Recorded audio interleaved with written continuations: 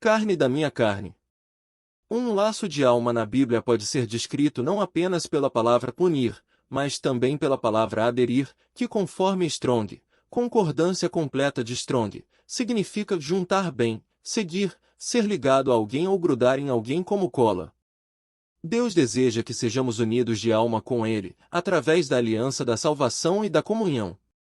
Deuteronômio 10:20 diz: Ao Senhor teu Deus, temerás, a Ele servirás, a Ele te chegarás, e pelo seu nome, jurarás. Em 1 Coríntios 6:17, está claro que daquele que está unido ao Senhor é um espírito com Ele. Nós também somos unidos pela mente, que é parte de nossa alma com o Senhor, porque em 1 Coríntios 2:16 está escrito que nós temos a mente de Cristo. Um dos laços de alma mais importante é o do relacionamento conjugal. Duas pessoas se unem no plano da alma quando se tornam uma só carne. Conforme Gênesis 2:24, Deus estabeleceu. Por isso, deixa o homem pai e mãe e se une à sua mulher, tornando-se os dois uma só carne. Adão confirmou esse relacionamento quando disse em Gênesis 2:23. E disse o homem, esta afinal, é osso dos meus ossos e carne da minha carne. Em outras palavras, esta é parte de mim ou minha outra metade. Observe que quando dois pedaços de madeira são colados, eles não quebram na parte em que foram colados, mas em outro lugar.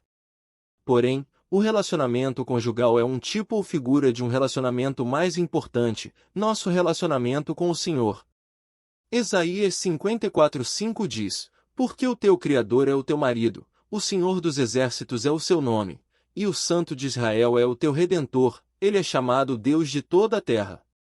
Assim como duas pessoas se tornam uma através da aliança do casamento, nós também nos tornamos um com o Senhor através da aliança da salvação. Em Efésios 5:30-32, Paulo diz isso ainda mais claramente.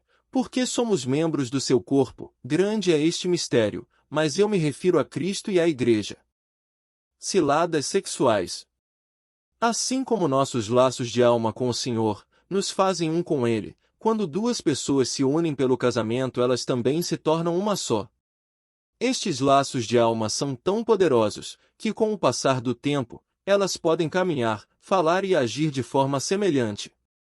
Quando há amor, elas absorvem o que é melhor uma da outra. Quando há conflito, absorvem o pior uma da outra. Suas almas estão fortemente ligadas, uma vez que a aliança do casamento foi criada para nunca ser rompida. O divórcio é particularmente devastador porque duas almas entrelaçadas têm de ser literalmente rasgadas e separadas.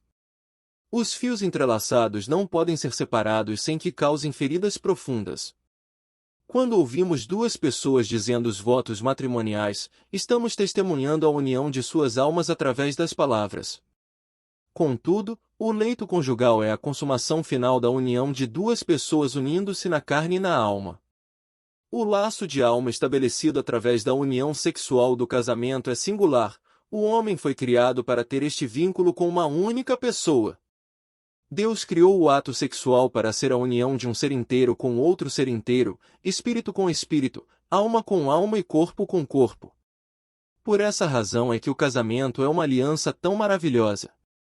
No início, quando Deus criou o homem no jardim do Éden, ele tomou uma parte do homem para fazer a mulher.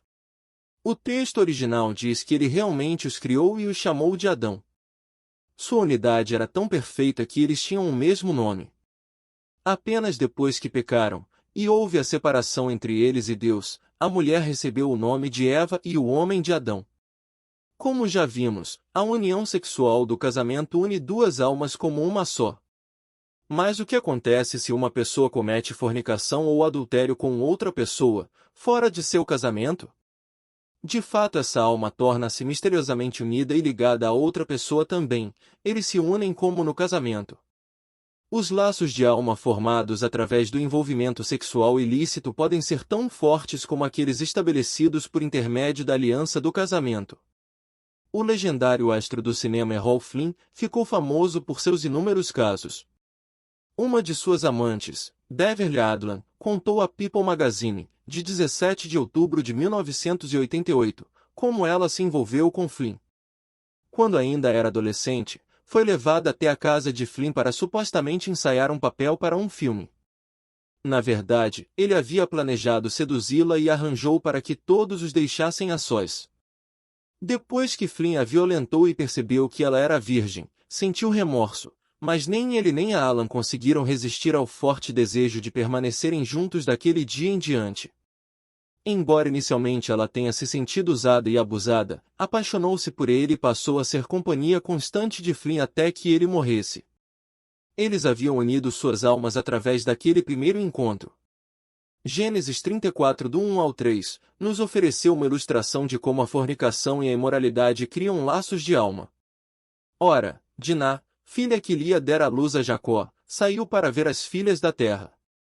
Viu-a Siquém, filho do Heveu Hamor, que era príncipe daquela terra, e tomando ela, a possuiu e assim a humilhou. Sua alma se apegou a Diná, filha de Jacó, e amou a jovem, e falou-lhe ao coração. Na verdade, Siquém não amava Diná. Mas, depois de violentá-la, passou a desejá-la ardentemente porque sua alma se ligou a ela. Apesar da desonra do estupro, suas almas haviam sido ligadas. Em Gênesis 34, versículo 8, isso fica claro quando Hamor, pai de Siquém, aproximou-se de Jacó, pai de Diná. Disse-lhes Hamor, a alma de meu filho Siquém está enamorada fortemente de vossa filha, peço-vos que lhe a deis por esposa. O envolvimento sexual pode estabelecer laços tão fortes de alma a ponto de se tornar extremamente difícil romper o relacionamento. Você já deve ter ouvido a expressão, não consigo tirar você da cabeça. Quando adolescente, trabalhei em uma fábrica de laticínios com Chad, um filho de pastor. Chad era promíscuo e frequentemente se gabava de suas conquistas sexuais. Contudo, uma das namoradas de Chad era uma moça gentil e pura e recusou-se a ir para a cama com ele. Frustrado com sua relutância, um dia, ele dominou-a pela força e a violentou. Após essa experiência, ela ficou misteriosamente escravizada a ele, e constantemente o chamava, desejando estar com ele. Ela não conseguia tirá-lo da cabeça por causa de um laço de alma. Infelizmente, ele se cansou rapidamente dela e acabou a rejeitando. Ela já não era mais um desafio. A história mencionada anteriormente, daquele pastor que mantinha relações com uma jovem de sua igreja, e que acabou a engravidando, também ilustra como é difícil romper esses laços de alma. Ela precisou da ajuda de pessoas de fora para conseguir se libertar. Para mostrar como esses laços de alma são fortes, Gênesis nos diz que o desejo da mulher será para seu marido ou para o companheiro que se tornar seu primeiro parceiro de alma, seu primeiro parceiro sexual. Gênesis 3,16 diz: o teu desejo será para o teu marido, e ele te governará. Fico triste ao ver mulheres dominadas por homens que estão distante de Deus. Uma moça de nossa igreja trabalha com uma jovem que tem muita sede de Deus. Ela convidou-a para ir à igreja e lhe falou de Jesus. A jovem quer entregar sua vida ao Senhor, mas não pode, pois está envolvida com um namorado que não quer nada com a igreja nem com Deus. Sente-se tão amarrada a ele física e emocionalmente que não consegue se libertar. Ela está escravizada e amarrada ao namorado. Escravos sexuais. Deus planejou o universo para funcionar sob leis naturais e espirituais que trazem liberdade quando são obedecidas, mas geram escravidão e destruição quando quebradas e violadas. Assim como duas almas podem se ligar em um relacionamento, também podem estabelecer laços de servidão e escravidão. A união sexual foi ordenada por Deus para que através do casamento, dois parceiros se tornassem uma só carne diante de Deus, mas a promiscuidade nos casos pré-conjugais e extraconjugais pode misteriosamente amarrar a alma de uma pessoa a muitos parceiros. A maioria das pessoas não faz ideia de como a promiscuidade fora do casamento dispersa suas almas e destrói a capacidade de assumir um compromisso com seu parceiro. Um dos propósitos do casamento é satisfazer as necessidades sexuais dos dois parceiros. A Bíblia diz que ambos devem ser fonte contínua de satisfação mútua, uma cisterna que não deve ser compartilhada com ninguém. Provérbios 5:15 e também do 17 ao 19 diz: bebe a água da tua própria cisterna e das correntes do teu poço. Sejam para ti somente, não para os estranhos contigo. Seja bendito o teu manancial, e alegra-te com a mulher da tua mocidade, corça de amores e gazeta graciosa. Saciem-te os seus seios em todo o tempo, e embriaga-te sempre com as suas carícias. Mas o que acontece se um dos parceiros interrompe essa fonte de satisfação sexual de seu companheiro? Geralmente, este é fortemente tentado a buscar satisfação sexual em outro lugar. Muitos anos antes de ingressar no ministério, quando ainda trabalhava em minha fábrica de placas, costumava fazer entregas numa firma de arquitetura em uma cidade vizinha. Achava a secretária dessa firma muito atraente e fiquei radiante quando ela concordou em sair comigo para almoçar. Mas minhas esperanças chegaram ao fim quando ela me disse que era casada e que amava muito seu marido, o que me deixou ainda mais perplexo, porque ela estava ali comigo. Ela explicou que seu marido era cantor de rock, e que suas constantes viagens faziam com que ela se sentisse muito sozinha, ansiando por companhia.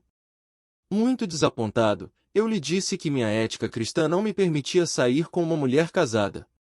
O apóstolo Paulo entendia que quando uma pessoa se sente privada de seus direitos conjugais, pode inconscientemente buscar outro parceiro para tentar satisfazer suas necessidades sexuais. Em 1 Coríntios 7:5, Paulo adverte: não vos priveis um ao outro dos devidos direitos matrimoniais, salvo talvez por mútuo consentimento, por algum tempo, para vos dedicardes à oração e novamente, vos ajuntardes, para que Satanás não vos tente a pecar, por causa da incontinência. Quando alguém se sente privado de satisfação sexual, pode sentir-se renovado quando encontra outro parceiro sexual. Frequentemente, essa pessoa nem chega a se sentir culpada no início. Com o tempo, ela se sentirá culpada, se sua consciência não estiver amortecida pelo pecado. No princípio a pessoa racionaliza: é tão bom sentir-me vivo novamente. Não devo me sentir culpado. Como isto pode ser errado? Se fosse pecado, eu estaria me sentindo culpado e condenado. É fácil justificar o adultério quando ele parece renovar seu prazer de viver, quando você sente uma nova disposição pela vida e se enche de emoção a cada encontro com seu novo amante. Frequentemente, um homem imagina que sua nova mulher é tudo o que ele sempre quis, e que havia se casado com a pessoa errada. Mas o que ele realmente precisa é restaurar a emoção e o amor que sentia por sua própria esposa. Mesmo supondo que haja uma razão para o adultério, ele nunca é justificável e é sempre pecado. A tragédia é que poucas pessoas compreendem as terríveis consequências de suposto caso eventual. Em 1 Coríntios 6:16-18, Paulo desafia: ou não sabeis que o homem que se une sexualmente à prostituta, uma parceira sexual fora do casamento, forma um só corpo com ela? Porque, como se diz, Deus diz, serão os dois uma só carne. Fugir da impureza. Qualquer outro pecado que uma pessoa cometer é fora do corpo, mas aquele que pratica a imoralidade peca contra o próprio corpo. Quando a pessoa une seu corpo, alma e espírito a outra, torna-se uma alma ligada e uma só carne com seu parceiro sexual. Como temos visto, isso coopera tanto para a bênção como para a destruição. Pode ser que você esteja envolvido ou queira se envolver em um relacionamento sexual. Talvez você se justifique dizendo: nós somos diferentes. Nós realmente nos amamos. Temos um compromisso um com o outro. Planejamos nos casar um dia. Mas Deus diz que isso é pecado e que por fim trará destruição, e não bênção sobre sua vida. Deus nunca faz exceção às suas leis, nem para você, nem para ninguém.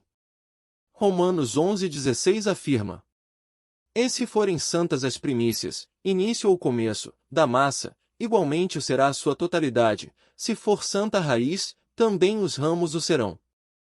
Um relacionamento iniciado de modo correto e santo, frequentemente traz frutos santos e abençoados. Por outro lado, um relacionamento iniciado em pecado e fornicação geralmente traz maus frutos. Isso pode incluir adultério, divórcio e até filhos que se entregam à imoralidade.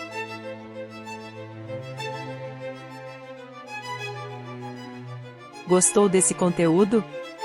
Assista nossos outros audiobooks que também vão edificar a sua vida.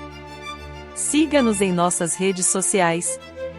Instagram, @SadiaMiguel. TikTok, @SadiaAudiobook. E não esqueça de inscrever-se em nosso canal Lendo no Escuro, e ativar o sininho. Até mais!